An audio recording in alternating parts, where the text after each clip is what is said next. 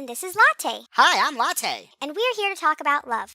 And this week, we're going to talk about how relationships get started. So I'm going to tell you a story about how Latte and I got started. Oh, you guys are gonna like this story. Latte and I met at a coffee shop. I remember it rained that day. We were standing in line, and we were waiting on our coffee. I like mine light and sweet. And there was a long line. I got thrusted forward from the person behind me, and I kind of dry humped Latte from the back. You didn't feel dry to me. You must have been wet from the rain. He turns around and he asks me if I'm okay, and I tell him yes. But then I look up, and I'm like, oh, chocolate god. Vanilla goddess. He smiles, and then he asks me if I would like to sit down and have a coffee with him. I was hoping she'd say yes. And of course I say yes, silly. Silly and sexy. That's me. So as we got our coffees and were sitting down, we began to flirt. And I think we were flirting very heavily. 'Cause flirting can lead to fucking. Because Latte was licking the whipped cream off his mocha frappuccino, and he was flicking that tongue pretty darn hard. That's 'cause I was getting it warmed up. And I'm not gonna lie, I had a straw, I was sucking very hard on the straw, I had some serious fish lips going on. There she blows.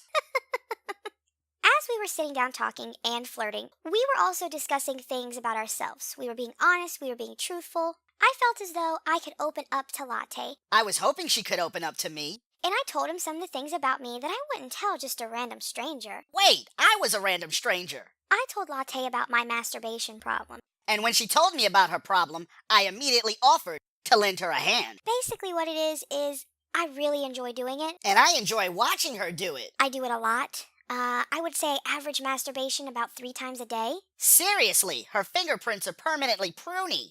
And he was totally okay with that. He was comfortable with me, and I was comfortable with him. And we were just ourselves, and we could talk to each other. And we love to listen to each other as well. So, as we parted ways after coffee and flirting, There was more flirting than coffee.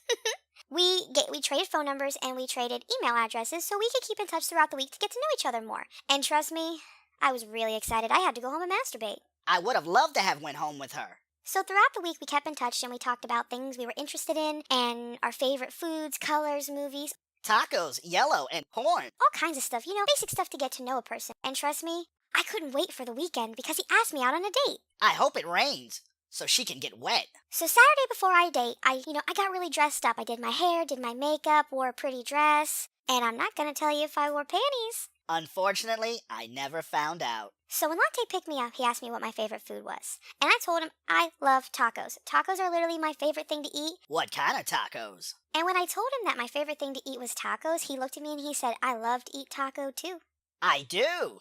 And I couldn't help but think that maybe that was like a hint that he liked to eat the pink taco. Wink, wink. I was dropping more hints than a game of charades. So out on our date, we pretty much laid down some basic ground rules for being together. Like we wanted to wait 1 month before sex.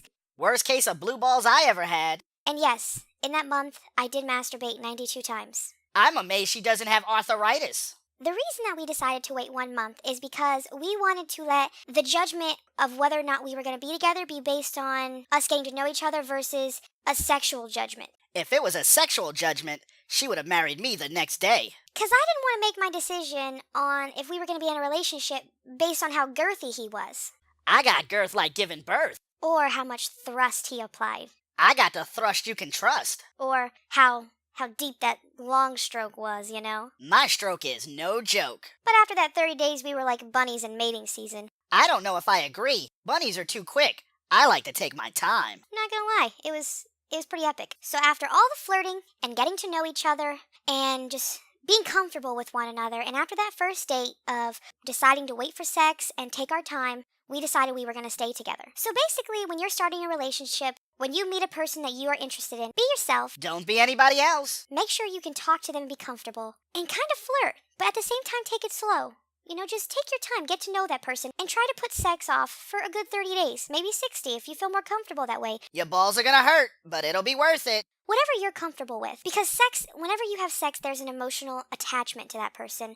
There's a physical, and just put that off as long as you can, because you don't want that to be your deciding factor. You don't want to date her just because the pussy's good. But yes, I know it's going to be hard, so I am pro-masturbation. Yeah, you could like it, but I hate jerking off. Lay next to that person, get naked, and just masturbate. Just don't have sex with them. Try to hold off as much as you can. Love yourself. Play with yourself.